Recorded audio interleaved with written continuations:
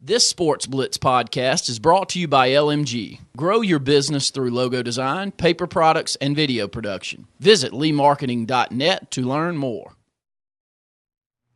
Welcome back to Sports Blitz Live, presented by JR Sports Bar and Grill and S&S Discount Tire. Here in the Auburn Blitz segment of our show, sponsored by Dane Sharp, attorney at law down in Dadeville, Alabama. And we'll go to the Dane Sharp Attorney at Law hotline and welcome in Andy Graham here on the Auburn Blitz. Andy, thanks for joining us. Oh, it's always great to be here. Andy, you and I just on Sports Call earlier this afternoon. Excited to be part of that program. Absolutely. It was a lot of fun. Getting to do that show, conversing with Auburn people calling in and just talking about Auburn sports is what we love to do. Absolutely, and that's why you're on the show and here in the Auburn Blitz segment of the show. And, Andy, a couple things we talked about on Sports Call we'll talk about here. First of all, the Auburn Blitz has been a lot more enjoyable so far this year than it was last year. That is, no truer words have ever been spoken. The last 2 years, obviously, Auburn has struggled mightily, but last year being the worst season of my lifetime that I can ever recall, and going after, week after week after week having to discuss why Auburn is losing, what they can do to try to turn things around, knowing good and well that last year it was a sinking ship. This year, Auburn definitely looks like a team on the rise. Gus Malzahn has turned things around. Still got a long way to go, but definitely some promise. As you look throughout the season this year, Auburn has proven that they are capable of winning games, and in a lot of different ways they're doing it. Yeah, I think that's one of the biggest things for what Auburn has been able to do is be versatile. And one of the things that I'm the most excited about is the way the defense has been playing, especially the defensive line, getting in the opposing team's backfield and wreaking havoc. Yeah, Saturday was very impressive in that Auburn was able to shut down the Ole Miss running game, which opened up, especially in the second half. They could just pin their ears back and go after the quarterback, which resulted in 6 sacks. A good pass rush, especially from the front four. If you don't have to blitz, if you can just use your down lineman to pressure the quarterback, boy, that can cover a lot of holes. And Auburn's got some holes in their defense, but if you're pressuring the quarterback, that creates turnovers. It creates chaos in the backfield, and that's one of the reasons you're seeing this Auburn defense. They're giving up yards, but they're not giving up a lot of points. They're third in the SEC in scoring defense. Got Andy Graham on the phone here in the Dane Sharp Attorney at Law Auburn Blitz. Andy, Nick Marshall still struggles with throwing the football from time to time, but he was the reason Auburn won that football game with his legs, being able to get outside the pocket and get some yards and rush for over 100 yards. He was a extremely crucial part of that Auburn win. Yeah, you could tell that was a big focus of the bye week that they took advantage of. Obviously, they worked a lot on the read option. I'm not sure that we've run the true read option this year. I think we ran it one time against LSU on the 4th down on the first drive, and that's when we fumbled. But you could tell they put a lot of work into that. He made such great decisions reading the defensive end, and he seemed like he kept it every time that he should have kept it, he did, and gained big yardage. And, if Nick Marshall is going to be a legitimate threat running the ball with Auburn's offensive line gelling with Trey Mason and Artis Payne and Corey Grant in the backfield, not to mention the deep threat of Sammy Coates, boy, it just creates a whole new set of problems for defensive coordinators and really makes Auburn's offense difficult to defend. It does, and Andy, moving on, Western Carolina this coming up weekend, it's probably not going to be much of a matchup. Should get a lot of playing time for some of the guys down the line, and but still Auburn needs to come out in the first and second quarter with their starters and be very efficient and really try to hone in on some of the things they need to work on.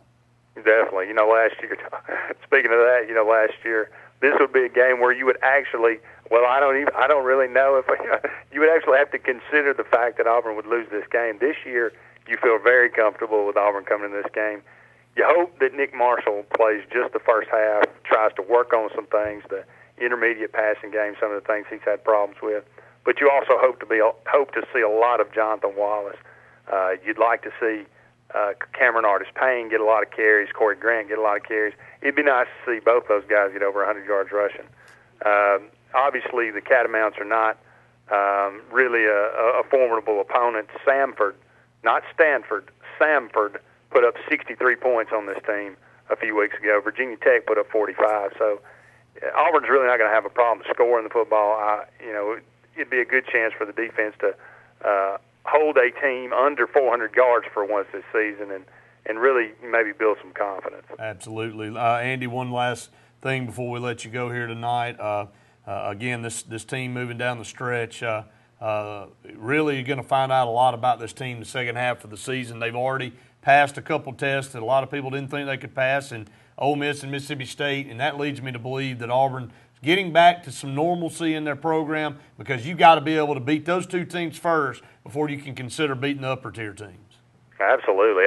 Mississippi State and Ole Miss should never, in a normal year, that should never be an impressive win for Auburn. That should be expected. Auburn, in my opinion, should beat Ole Miss and Mississippi State five out of every 6 years, if not more. So, like you said, those are the games they've got to win. Now, as far as national respect, Auburn did not make it in the top 25 this week. They're not going to get that, big-time national respect until they beat one of the upper echelon teams in the SEC. That's Texas A&M this year, Georgia, Alabama, LSU. We'll see what happens later on this year, but boy, the way that Auburn is gaining confidence, it leads you to believe that if they could take care of business, they might have a chance against some of these three big teams down the stretch here. And 1 out of 3 this year for Gus Malzahn would be, I think, significant and really bolster Auburn moving into 2014. Well, 1 out of those 3, if you take care of business against Arkansas and Tennessee, gets you to 9 wins. And I think if this Auburn team wins 9 games this year, it will be one of the better coaching jobs in the country, and Gus Malzahn should be up for Coach of the Year. And again, coming off a season just a year ago, not even 12 months ago, that finished an abysmal 3-9, coming back. Going 9-3 would be something nobody foresaw, and with a 9-3 record means you got a big win over a big-time opponent. You're going to get a good bowl game. Absolutely. Gus Malzahn would have my vote for Coach of the Year. Well, Andy, we appreciate it, my man. We'll see you again Friday for Sports Call, and again, thanks for being part of this program. Absolutely. It's my pleasure. Thank you so much. That's Andy Graham, part of the Auburn Blitz and on the Dane Sharp attorney-at-law hotline there. And, again, Luke, from an Alabama perspective, Alabama has been, kind of on a lull because they've been playing so well for so long.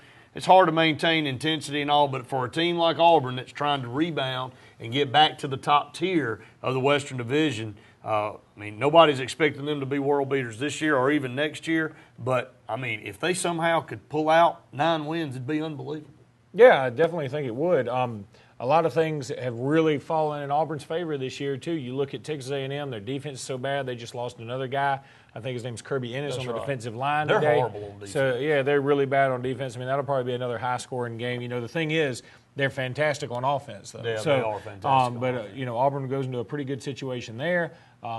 Georgia's got a rash of injuries. Up. You don't know if Todd Gurley will even be back then. He's doubtful for this weekend. Well, Nick Marshall won't be back. And some of the wide receivers won't be either. So, a lot of things are falling Auburn's way right this minute, and they're capitalizing. So you give them credit. Absolutely. And again, we'll take a break, and when we come back, we'll dive into some Alabama football, and then we'll have the Bama Blitz coming up, and we'll go around the country and talk about games coming up this week. Some of the games that happened last week, some of them just a little lackluster. Some teams, and I got a question I want to pose to you in the next segment to talk about where the SEC stands as far as compared to the nation. So stay tuned. More Sports Blitz Live presented by JR's and SNS Tire right after this.